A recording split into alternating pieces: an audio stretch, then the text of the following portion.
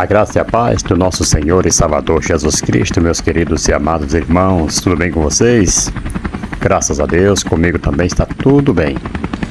Amados, eu quero trazer aqui mais uma pré-aula da Escola Bíblica Dominical, é a lição 9, 1 de junho de 2025, lição dos jovens, Davi forjado pelo tempo. Esse trimestre é o segundo trimestre de 2025, dos jovens, que tem por título Davi, de pastor de ovelhas a rei de Israel, fé e ação em meio às adversidades da vida. Davi era um homem simples, pastor de ovelha, um jovem, que foi chamado por Deus para ser rei de Israel, e ele usou a sua fé, pôs a sua fé em ação, e mesmo em meio a grandes adversidades da vida, ele conseguiu chegar no topo, conseguiu ser rei de Israel, né? Olhando pela lógica humana, era muito difícil, né, imaginarmos Davi no trono como rei de Israel, mas isso aconteceu porque quem prometeu é fiel para cumprir o que ele prometeu. Davi forjado pelo tempo. Vamos lá. E o que é que nós vamos estudar nesta lição? Vamos ver, amado, que nem toda promessa se cumpre, né? O que nós vamos ver aqui é que nem toda promessa se cumpre de imediato. Há promessas que Deus já está falando, já está se cumprindo. Mas há um tempo entre o chamado e o cumprimento, e é nesse intervalo que Deus forja o caráter dos seus escolhidos. Tem pessoas que acham que a promessa de Deus está demorando a se cumprir, a chegar na sua vida, mas é um tempo que Deus determinou para que o nosso caráter seja forjado por Deus, aquele que Deus os escolheu. Davi, ele foi, amado, ungido rei, ainda bem jovem, mas a sua coroação só veio anos depois. Mas por que isso? Vamos ver? Porque antes do trono vinha o deserto. Antes da autoridade, o aprendizado. E esta lição aqui, amado, ela nos convida a olhar para o tempo de espera não como atraso. Ouça isto, não como atraso, mas como processo de Deus. Isso aqui, como Davi, precisamos confiar no Deus que nos chamou e saber que no tempo certo Ele nos conduzirá ao lugar preparado para nós. Quer outro exemplo? José foi governador do Egito, certo? Deus começou lá na outrora dando sonho para ele, mostrando o que iria acontecer, que seus irmãos iriam se dobrar, que seus pais, iriam se dobrar. Contou os sonhos, entrou a inveja no coração dos irmãos, venderam José. José foi sendo escravo, de lá foi vítima de um... Tudo isso, amado, foi Deus forjando um caráter em José.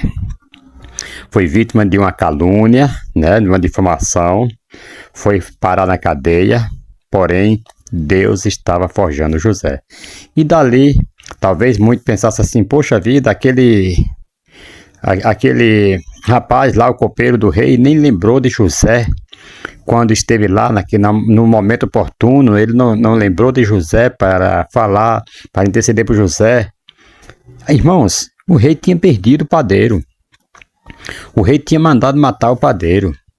Se José saísse da cadeia e fosse para o palácio, talvez José fosse ocupar o cargo de padeiro no lugar daquele moço que morreu. Se ele tivesse interpretado lá, tivesse falado que o José interpretou o sonho dele, aquele copeiro que estava lá, diante do rei faraó, simplesmente José poderia ficar no lugar. Vai dar um treinamento para esse camarada aí, vai pôr ele aí no lugar do padeiro. Mas Deus estava forjando José, estava preparando uma vitória maior. Era um governo, um momento para ele governar o Egito. Às vezes você acha que a pessoa esqueceu de você, que Deus não está nem aí com você. Deus está, meu querido irmão, está lutando por você e está forjando o caráter, está preparando algo muito maior para a sua vida. Às vezes Deus não te colocou naquele cargo que você tanto queria, naquela função que você tanto queria, porque Deus está preparando algo melhor para a sua vida. Amém? Glória a Deus. Vamos aqui à verdade prática, né? Aliás, o texto áureo. Tudo tem o seu tempo determinado e há tempo para todo propósito debaixo do céu. Eclesiastes capítulo 3, versículo 1. Ok. Irmãos, no hebraico original, o versículo tem uma estrutura cuidadosa e poética com paralelismo, né? E organização, né? E organização quiasmática. As duas palavras diferentes traduzidas como tempo ganham destaque merecidos e elas são. Aparece poucas vezes antigo e poucas vezes ali antigo e Zeman no grego, que significa no testamento, indica tempo fixado, designado. Fala da duração ou da estação adequada e oportuna. Aqui falando sobre o tempo, né? E oportuna, né? O tempo adequado. Oportuna, o termo mais comum para tempo só um momentinho. Pronto, oportuno, né? Falando do tempo mais comum para tempo no Antigo Testamento, usado com o sentido de ocasião, momento certo para uma ação, ou né, desejo, intenção,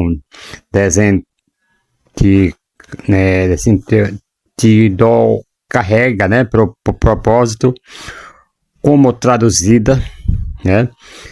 E palavra já plano humano. O texto então diz que para cada plano que alguém tem, amados, qualquer assunto da vida existe um tempo marcado por Deus, que o torna possível ou o impede, não é verdade? E a expressão debaixo do céu, quando ele fala que há um propósito debaixo do céu, esse termo aqui, debaixo do céu, amplia a ideia de vida terrena e a existência humana como um todo, né? Não limitada a Israel ou a experiência de um povo específico. Então aqui fala que aqui não é limitado só para Israel ou para um povo específico, não, para todo o propósito, para toda a terra, todo o povo, né? Eclesiastes 13:1 não foi escrito sobre Davi, mas sua vida encarna o princípio teológico que esse versículo afirma. Então Deus, aqui ele determina o tempo de cada coisa e os homens não podem expressar o plano divino sem sair da vontade do Senhor. A verdade prática nos diz assim: entre o chamado de Davi e o início do seu reinado, houve um grande espaço de tempo no qual ele pôde ser preparado por Deus para tal missão. Queridos, chamado não significa prontidão, certo? O chamado não significa prontidão, é apenas o começo da formação. Muitos acreditam que quando Deus chama é porque já estamos prontos, mas não é. Mas a história de Davi mostra o contrário. Ele foi ungido, mas ainda precisava ser moldado. Então o chamado, amado, ele não entrega um cargo, mas oferece um convite. Deixe-me informar você. Quando Deus lança, né, um chamado, quando Deus chama um ser humano, Deus, ouça isso no nome de Jesus, Deus não está entregando um cargo, mas Ele está falando para você, deixa eu formar você. Esse é o convite que Deus lança para a vida do homem. Assim, Deus chamou Saul, estava tudo certo para confirmar o seu rei, mas ele não deixou Deus trabalhar na vida dele, formar ele, né? Louvado seja o nome do Senhor e Salvador Jesus Cristo. Vamos pular aqui já para o primeiro tópico, né? Na espera, o aprendizado. Louvado seja o nome do Senhor. Longos anos de espera e de preparo. Na espera, aprendizado. Quando nós esperamos, nós estamos aprendendo de Deus para nós sabermos como lidar com situações adversas. Amados, esta história de Davi, ela nos apresenta uma verdade essencial da formação espiritual. Deus não expressa seus processos porque seu foco não é apenas. Vejam só, Deus não expressa seus processos porque seu foco não é apenas o resultado, mas o tipo de pessoas que seremos quando ele chegar. A pedagogia da espera é o processo formativo pelo qual Deus ensina seus servos por meio do tempo, né? Da aparente demora e das circunstâncias, né? Aqui não se trata de um tempo aleatório, não, mas de um método divino de lapidação, onde o caráter é provado, a fé é amadurecida e a dependência de Deus se torna concreta. Ouça isso no nome de Jesus. Então, para tudo tem um propósito de Deus na vida do ser humano. Glória a Deus. Vamos aqui ao segundo subtópico. Quando a vitória não vem do Senhor. Quando a vitória não vem do Senhor. Glória a Deus. Irmãos, vejam só. Após cortar um pedaço das vestes de Saul, né, já fora da caverna, Davi jurou lealdade ao rei, reafirmou sua fidelidade e prometeu segurança com a casa do velho monarca. Como é fácil achar que, diante de oportunidades imperdíveis, estamos presenciando uma vitória enviada por Deus, não é verdade? É fácil. Opa, uma oportunidade. Estou presenciando agora a presença de Deus. Opa, Deus me deu a oportunidade de, sei lá, provar para esse camarada que eu sou o rei, que eu sou o melhor. Não, amados. Então, diante dessas oportunidades, podemos até imaginar que estamos presenciando, né, a vitória enviada por Deus. Mas, assim como foi com Davi, amados, nós precisamos ser também sensíveis à vontade do Senhor. Não era da vontade de Deus que Davi tirasse a vida de Saul. Quando Saul ele voltou de perseguir os filisteus, foi-lhe dito: eis que Davi está no deserto, em Engedi. Então Saul tomou 3.000 homens escolhidos dentre todo Israel e foi ao enlaço de Davi e dos seus homens, nas encostas das rochas das cabras selvagens. Chegou a uns currais de ovelhas no caminho onde havia uma caverna, então Saul entrou nela para fazer as suas necessidades fisiológicas. Ora, Davi e seus homens estavam sentados no mais interior da caverna, então eles disseram a Davi: hoje é o dia do qual o Senhor lhe falou. Eis que eu entrego o seu inimigo nas suas mãos e você fará com ele o que bem quiser. Então Davi se levantou e, sem ser notado, cortou a ponta do manto de Saul, mas depois Davi ficou com dor no coração por ter cortado a ponta do manto de Saul e disse aos seus homens: o Senhor Deus me livre de fazer tal coisa ao meu Senhor. Isto é que eu estenda a mão contra ele, pois é o ungido do Senhor. Está lá no livro de Samuel, primeiro livro de Samuel, 24, versículo 1 ao versículo 6. Queridos irmãos, deixa eu te falar uma coisa aqui que é seríssima. Queridos jovens, queridos irmãos que nos assistem, nos escutam nesse momento, deixa eu te falar isso aqui para você. Nem toda oportunidade representa um sinal da vontade de Deus. Em muitos casos, o que parece ser uma ocasião perfeita pode, na verdade, revelar-se uma prova de integridade, Então, quando Davi encontrou Saul vulnerável dentro da caverna, tudo indica uma chance legítima de pôr fim à perseguição. Não é verdade? Então, seus companheiros até interpretaram aí a situação como intervenção divina. No entanto, Davi reconheceu que a vontade de Deus jamais se cumpre por meio de ações que violam os princípios do próprio Deus.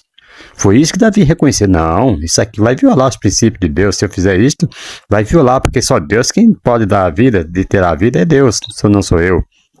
Amados, esperar em Deus também é recusar atalhos, certo?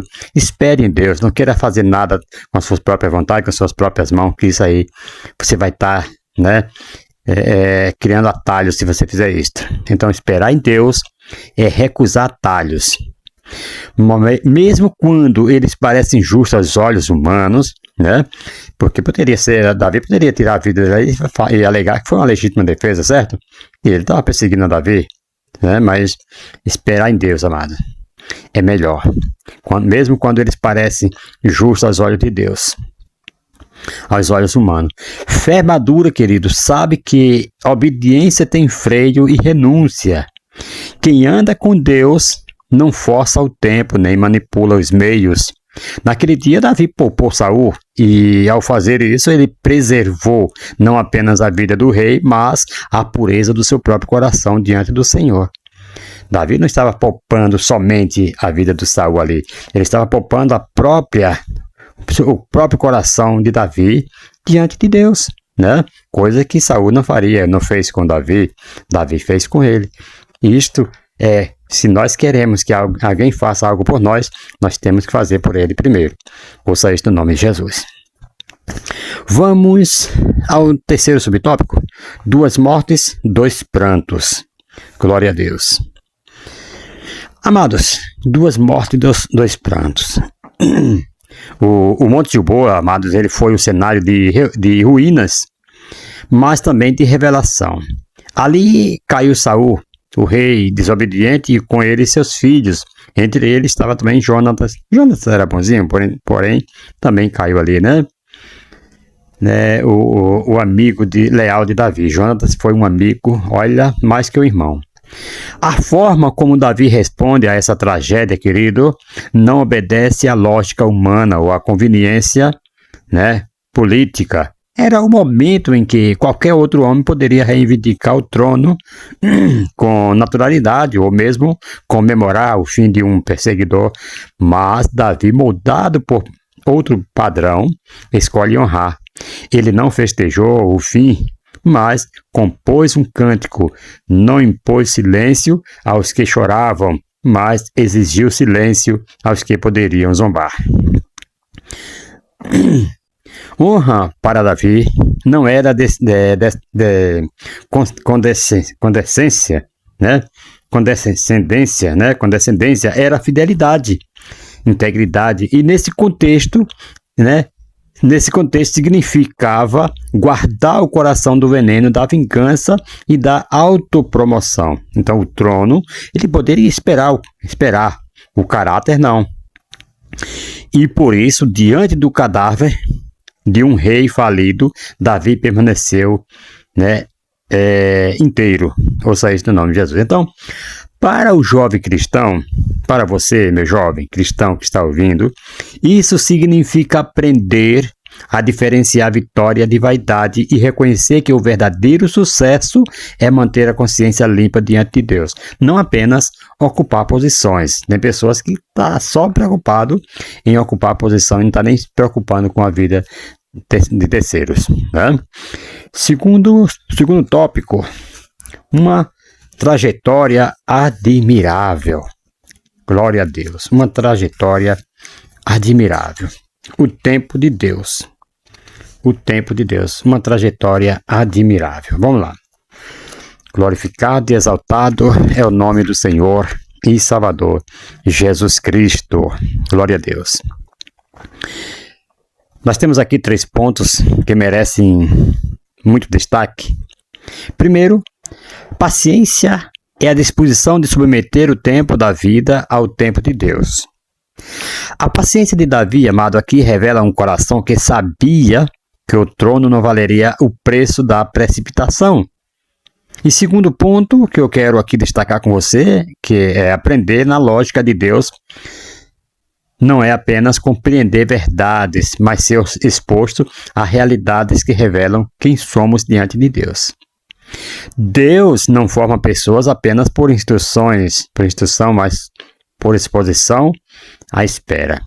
A perda ao conflito, ao silêncio. Você quer aprender com Deus? Então, terceiro ponto a destacar aqui: servir é agir sem centralidade, né? Em si. Isto sim, servir é agir sem centralidade em si. Quer dizer, não se centrar em mim mesmo, mas em Deus. É fazer o que precisa ser feito, amados, mesmo quando ninguém está olhando, especialmente quando não há aplausos. Servir não é um estágio antes de liderar, é parte do conteúdo que sustenta quem lidera. Então, ou seja, muitos acham que quando estiverem liderando serão servidos por todos, né? Lei do engano. Liderar é servir, ouça isso no nome de Jesus. Não é esperar ser servido, não, amados. Segundo subtópico, o reino que não terá fim. Glória a Deus. O reino que não terá fim. Irmãos, a aliança que Deus firmou com Davi em 2 Samuel, capítulo 7, versículo 1, e primeiro...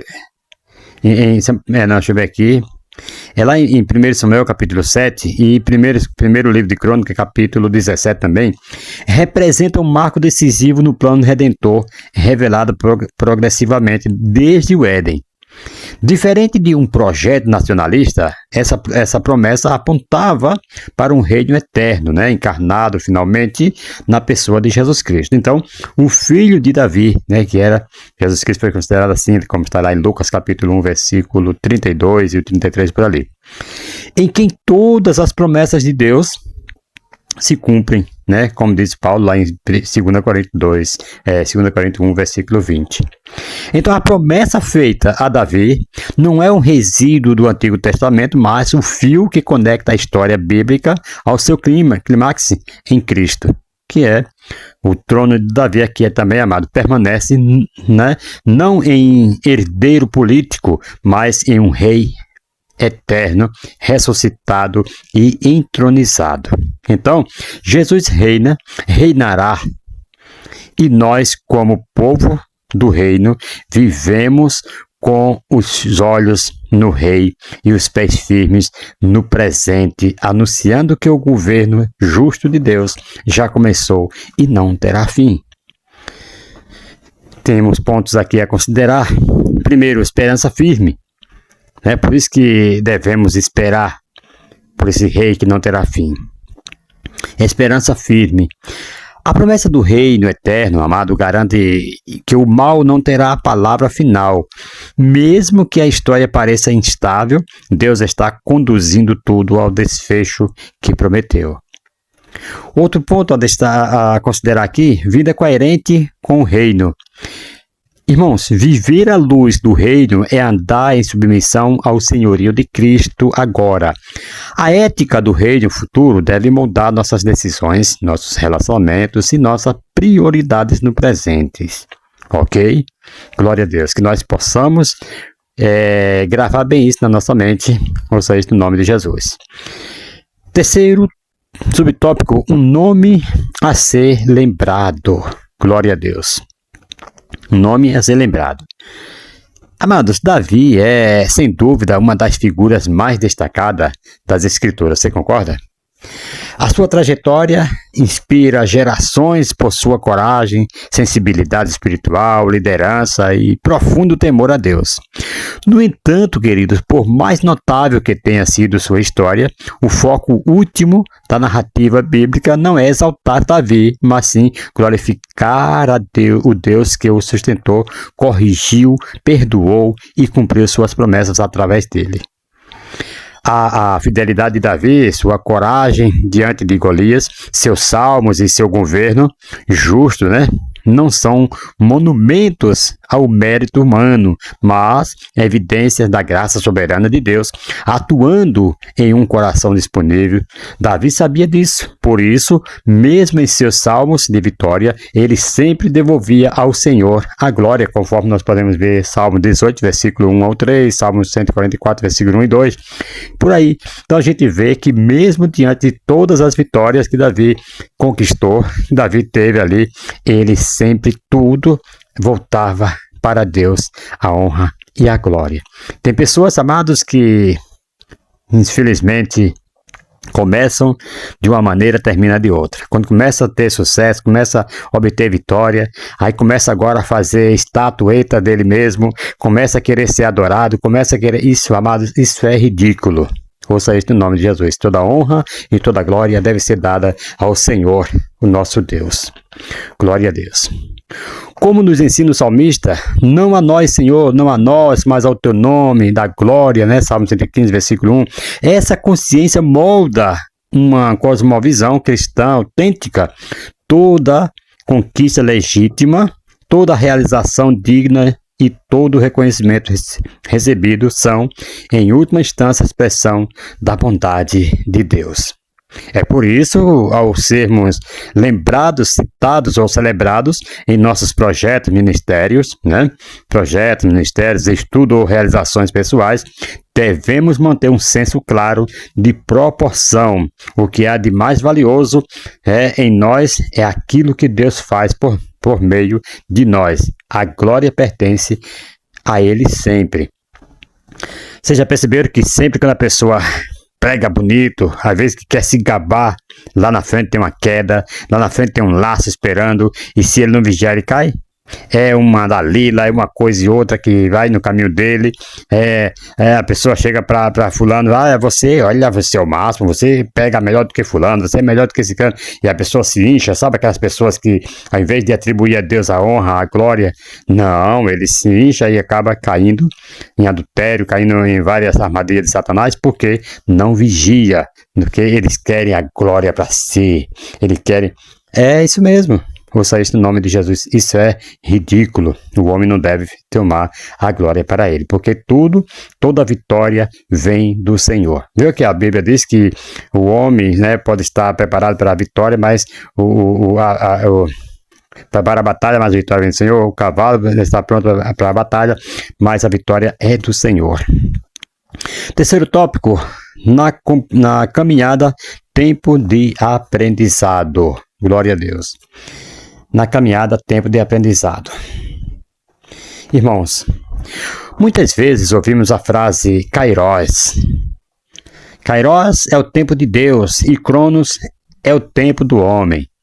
Apesar de popular, essa explicação não é exatamente correta. Muitos falam, Kairos é o tempo de Deus, significa tempo de Deus, e Cronos é o tempo do homem. Olha, na língua grega, as duas palavras significam tempo, certo? Mas com sentidos diferentes. Cronos se refere ao tempo cronológico, contado pelo relógio e pelo calendário. É o tempo que usamos, no dia a dia, horas, dias e anos. Já Kairos significa tempo certo, momento oportuno. Refere-se ao tempo adequado para que algo aconteça, como um momento específico dentro de um plano. Na Bíblia, essas duas palavras, elas são em vários contextos, e ambas elas podem referir ao agir de Deus. Por exemplo, em João 7,6, Jesus disse, ainda não é chegado o meu tempo, certo? Kairos.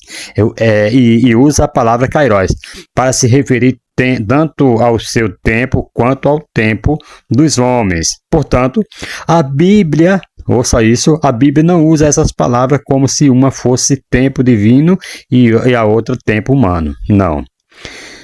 Também vemos que o Cronos pode descrever momentos do plano eterno de Deus, como em Gálatas 4:4, por exemplo, vindo a plenitude dos tempos, que é o Cronos, Deus enviou seu Filho, que é o tempo Kairos, aparece em situações comuns, como quando Jesus fala que não era tempo, que não era tempo Kairos de figos, não era tempo Kairos.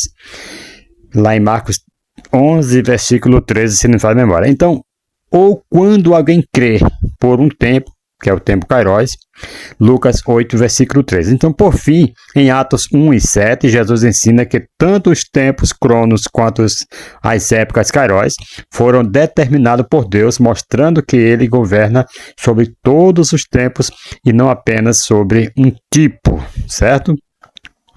Segundo subtópico, porque Deus demora tanto para agir. Glória a Deus. Subtópico 2. Por que Deus demora tanto para agir? Glória a Deus. Irmãos, por vezes, nos momentos mais difíceis, fazemos essa pergunta, não é verdade? Até quando, Senhor? Até quando? Quer dizer, é como se Deus estivesse demorando para agir. Vamos lá, queridos. A ideia de que Deus atrasa é fruto da nossa limitação humana, não de uma falha divina. A Escritura ela afirma com clareza: o Senhor não retarda a sua promessa, ainda que alguns a tenham por tardia, mas é longânimo para convosco, como diz, né? Acho que é 2 Pedro, acho que é 3:9, parece. É isso mesmo, 2 Pedro 3:9. Ou seja, Deus não age, amados, fora do tempo, né? Do tempo certo. Deus não age fora do tempo certo, ele age no tempo determinado por sua sabedoria e propósito. Ele não age com desleixo ou precipitação, não. Eu até considero aqui alguns pontos que nós devemos considerar isso aqui. Primeiro, se Deus ainda não agiu, é porque o momento ainda não se completou aos olhos dele. Certo? Outro ponto que devemos considerar: em vez de medir a fidelidade de Deus pela nossa urgência, devemos alinhar nosso coração ao tempo do céu. Ok? Outro ponto, terceiro ponto: Deus não se apressa, mas também não falha. O que ele prometeu, ele cumprirá na hora certa, da maneira certa e para o propósito certo. Ok? Então Deus, ele não atrasa, certo? Ele chega na hora certa. Nós que temos que alinhar, ok? O nosso coração ao tempo de Deus. Terceiro subtópico, e já vamos para o final. Como é bom estar no tempo de Deus. Glória a Deus. Irmãos, quando nos permitimos estar no tempo de Deus, nós somos agraciados com as vitórias decorrentes desse processo. Há tempo para todas as coisas, né? Conforme nós começamos a ler aqui, Eclesiastes 3:1. 2 pontos aqui para finalizar esse estudo aqui. Primeiro, segurança no agir. Quem anda no tempo de Deus, ele age sob direção e não por impulso, certo? Quem anda no tempo de Deus, age sob a direção de Deus e não por impulsos. As decisões, amados, elas deixam de ser guiadas pela ansiedade e passam a ser fruto da obediência. Então, o tempo certo protege da precipitação e preserva a culpa por escolhas mal feitas. Estar no tempo de Deus, queridos, é saber que está no lugar certo, fazendo a coisa certa, da forma certa. Outro ponto, frutos que permanecem. O que nasce no tempo certo de Deus tem estabilidade. Não se desfaz com o tempo, nem se perde nas mãos, né? Os frutos produzidos fora do tempo murcham. Os frutos gerados na hora exata glorificam a Deus e permanecem. Ouça isso no nome de Jesus. Glória a Deus. Amados, vamos agora para a conclusão e já vamos terminando aqui o nosso estudo de hoje, a nossa aula de hoje. Espero que você tenha gostado e na próxima semana nós estaremos aqui trazendo mais uma aula maravilhosa. A conclusão diz assim: Davi foi chamado para uma missão muito especial, porém foi preciso um longo preparo até que pudesse finalmente iniciar o seu reinado em Israel. Foi um tempo de muito aprendizado, sempre conduzido sob a direção divina. O filho de Jessé soube viver o Kairós e, ao longo desse treinamento, esperar, convicto de que tudo estava sob o controle do Senhor. Que possamos também seguir o exemplo deixado por Davi e no tempo certo, viver os planos de Deus para as nossas vidas. Irmãos, deixa eu falar aqui uma coisa para você. A fé madura, ela não força as etapas, nem confunde oportunidades com autorização, ok? Deu para gravar isso aí? A fé madura não força as etapas, nem confunde oportunidade com autorização. Quem está no tempo de Deus, amado, eles caminham com segurança, frutifica com consciência e glorifica ao Senhor em tudo. Assim como Davi, que esperou sem perder a fidelidade, sejamos também forjados na esperança e constantes na obediência, certo de que o tempo de Deus é sempre o melhor. Glória a Deus. E assim nós chegamos ao final de mais uma aula. Desejo a todos vocês que estejam aí conectados para a próxima aula que estaremos trazendo aqui, que vai ser Davi, marido e pai, tá? Nós vimos Davi como rei, agora nós vamos ver Davi como marido e pai. Familiar, Davi, né? Essa aula vai ser no dia 8 de junho de 2025, e a lição 10. Amados, um forte abraço a todos vocês. Quero agradecer de coração vocês que estão nos seguindo aí nesse canal todos os dias, com vídeos aí, com aulas de aprendizado para nossas vidas. Eu aprendo com vocês também, vocês aprendem comigo. Deixa aí o seu comentário, né? Deixa aí o seu joinha, se eu gostei, para que o canal possa cada dia crescer, porque cada vez que você deixa um joinha, o YouTube vai entender que você gostou, ele vai notificar para outras pessoas também, para eles estarem assistindo, e assim nós estaremos fazendo o trabalhar, a obra de Deus aqui na terra, até que ele venha. Amém? Deus abençoe, um forte abraço a todos vocês de coração, em nome de Jesus.